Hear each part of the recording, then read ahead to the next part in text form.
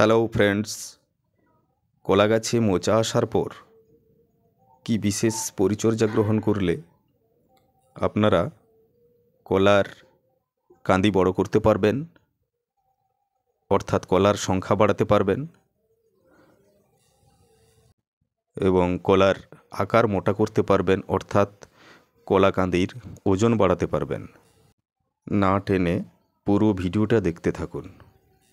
এক্ষেত্রে আমাদের দু ধরনের প্ল্যান্ট গ্রোথ রেগুলেটর ইউজ করা উচিত, অর্থাৎ শুধু বা প্ল্যান্ট গ্রোথ রেগুলেটর ইউজ করব না, ওর সঙ্গে কী মিশ্রণ করা যাবে এবং কম পরিশ্রমে কি করে আমরা একক স্প্রেতে সবটা কন্ট্রোল করে নিতে পারি এবং স্প্রের মাধ্যমে আমরা কি খাবার দিতে পারি যাতে গাছের ইমিউনিটি পাওয়ারটা বজায় থাকে। তবে শুরুতে একটা কথা বলবো, বহুল প্রচলিত জিব্রেলিক অ্যাসিড কিন্তু এই শুরুতে গাছে কলাতে নরম কোনো ফলের উপর স্প্রে করা উচিত নয়। এটা আমরা ইউজ করব। তো অ্যাট ফার্স্ট আমরা কি করব?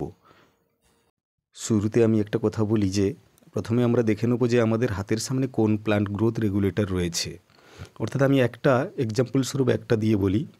ধরুন আমরা মিরাকুলান, তাহলে এক্ষেত্রে মিরাকুলানের ডোজ কী হবে এবং কিভাবে আমরা মিরাকুলান ইউজ করব যাতে বারবার স্প্রে করতে না হয়। 1 গ্রাম 1 ml মিরাকুলান নিলাম, 1 গ্রাম জিঙ্ক আর 1 গ্রাম বোরন, এর সঙ্গে যে কোনো একটা ইনসেকটিসাইড, অর্থাৎ সেটা আপনার হামলা হতে পারে, প্রফিনোফোস হতে পারে, অর্থাৎ অথবা ইমিডাক্লোপ্রিড হতে পারে, যে কোনো একটা নেবেন লিটারে 1 ml। তাহলে ডোজগুলো যা বললাম, জিঙ্ক, বোরন, মিরাকুলান, হামলা একত্রে একসঙ্গে পাঞ্চ করে একদম ছোট অবস্থায় যখন মোচা দেখে দেবে তখন গোটা গাছের উপরে আমরা প্লাস ওর সঙ্গে আরেকটা দিতে হবে, আমি ছেড়ে গেছি, যে কোনো একটা ফাঙ্গিসাইড নিয়ে নেবেন। অর্থাৎ এখানে আমি সাজেস্ট করব যে সাপ নেবেন। আর যদি আপনারা ভাবেন যে সাপ নয় অ্যান্ট্রাকল নেব, তাহলে কিন্তু জিঙ্কটা বাদ রাখবেন, কারণ অ্যান্ট্রাকলে ওই ফাঙ্গিসাইডে জিঙ্কটা আছে। তাই যেহেতু অ্যান্ট্রাকলে আপনার জিঙ্ক রয়েছে, তাহলে এই বাদবাকি কম্পোজিশনগুলো নিয়ে নিলাম আর জিঙ্ক থাকাকালীন জিঙ্কটা বাদ দিয়ে দিলাম। অন্যথায় সাপসহ এই টোটাল আমি কম্পোজিশন বললাম, এটা আমার পরীক্ষিত। এটা আপনারা পুরো গাছের মোচা সমেত গোটা গাছ স্প্রে করে দিন। এই স্প্রের 24 থেকে 48 ঘন্টা পর আপনারা নেবেন 05234 মনো পটাশিয়াম সালফেট লিটারে 5 গ্রাম হারে কলার মোচা সহ গোটা কলা গাছ ধুইয়ে দেবেন।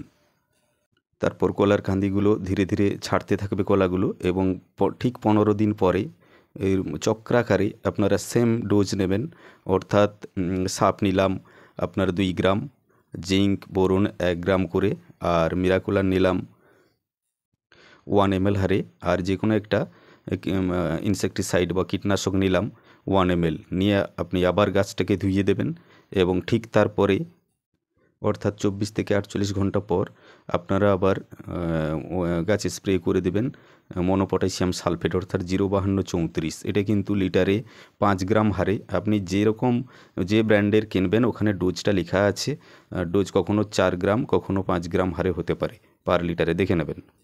এইবার বলবো যে কলার বয়স যখন কাঁদির আপনার 25 থেকে 1 মাস হবে, ঠিক সেই সময় আপনারা কলাতে দেবেন জিব্রেলিক অ্যাসিড।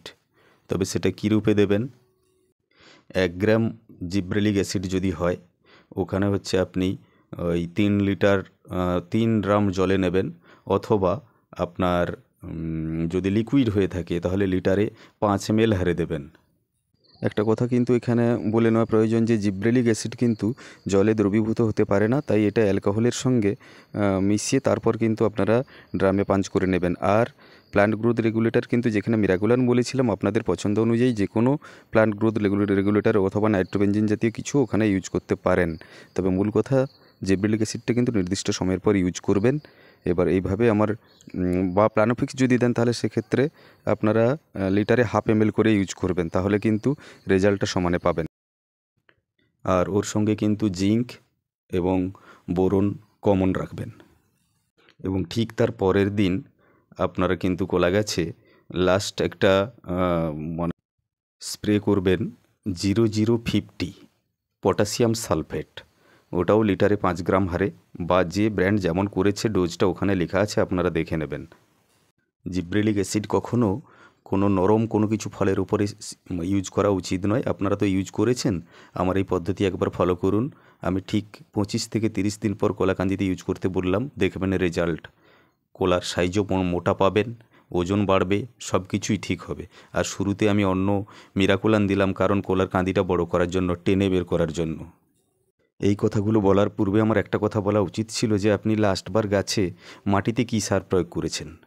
এই সময় গাছে দিন 60 থেকে 70 গ্রাম ইউরিয়া, আর তার সঙ্গে দেবেন 50 গ্রাম পটাশ, 150 গ্রাম সর্ষের খোল, আর নিয়ে নেবেন ম্যাগনেসিয়াম সালফেট নেবেন 25 গ্রাম, আর ওর সঙ্গে দিয়ে দেবেন জিপসাম 50 গ্রাম, আর জিঙ্ক নেবেন 5 গ্রাম।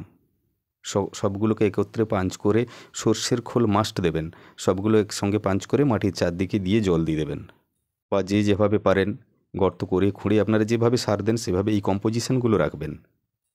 এইভাবে যদি মোচা আসার পর আমরা ঠিকঠাকভাবে গাছগুলোকে পরিচালনা করতে পারি, সার ব্যবস্থাপনাটা একটু সাজিয়ে নিতে পারি, তাহলে কিন্তু দেখবেন রেজাল্ট ডাবল তো 100%। অর্থাৎ মোচা আসার পূর্বে আপনি যা করেছেন আমি কিন্তু সেটা বলতে চাইনি। মোচা আসার পরে আমরা কি করতে পারি যাতে আমরা বেটার রেজাল্ট পেতে পারি সেগুলো বললাম। শুরুর সার ব্যবস্থাপনাগুলো কিন্তু একটু আগে থেকে গাছগুলো ভালোভাবে ঠিকঠাকভাবে কিন্তু শক্তিশালী করে নেওয়া প্রয়োজন। আর কলার কান্দিতে যদি বারবার কীটনাশক ইউজ না করবেন ভাবেন, তাহলে আমি কিন্তু একটা দামি ইনসেকটিসাইডের কথা বলবো। ওটা হচ্ছে সিনজেন্টা কোম্পানির অ্যাম্প্লিগো। একবার কিন্তু ইউজ করবেন আমার এই মিশ্রণগুলোর সঙ্গে, তখন অন্য কীটনাশকটা বাদ দিয়ে দেবেন, তাহলে দেখবেন রেজাল্ট 1 মাসের বেশি থাকবে কার্যকরী। আর এক্সট্রা সাবধানতা বলতে যেটা বলি, যে কোলাকান্দি যখন বেরোয় তার উপরে যে ছোটো পাতাটা থাকে ওটা কখনোই কাটা যাবে না। ওটা হচ্ছে কোলাকান্দির শক্তির উৎস। প্লাস হচ্ছে আপনার নিচের দিকে কলা গাছের কান্দির একদম নিচে যতটা পরিমাণে আপনি ফল নিচ্ছেন, তারপরে 1 চাক্ষর বাদ দিয়ে, অর্থাৎ 7 ইঞ্চ 8 ইঞ্চ বাদ দিয়ে কিন্তু আপনি কান্দিটা কাটবেন, মানে কলার মোচাটা কাটবেন। নাহলে কিন্তু ফাঙ্গাস অ্যাটাকের সম্ভাবনা থেকে যায়। তার জন্য তো আমরা নিচে 2-1টা কলা ছেড়েই রাখি। আর এগুলো যে বললাম এগুলো আমার পরীক্ষিত, আমি যেহেতু আমার নিজের বাগানে ইউজ করি। বড় কলার কান্দি দেখছেন, তো সেক্ষেত্রে আপনারা এইভাবে ইউজ করবেন। যখনই স্প্রে করবেন কোলা সহ গোটা গাছ ধুইয়ে দেবেন, দেখবেন রেজাল্ট হাতে নাতে। এবং অন্যান্য জনের বাগানের থেকে আপনার কিন্তু কোলা কান্দি বা টোটাল গাছের ক্ষেত্রে দেখবেন বিশেষ পার্থক্য পরিলক্ষিত হচ্ছে। এই বিশেষ পরিচর্যাগুলি করে আপনি যদি উপকার পান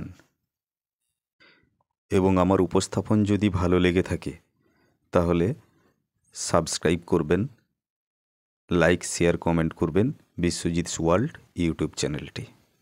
নমস্কার, ভালো থাকবেন।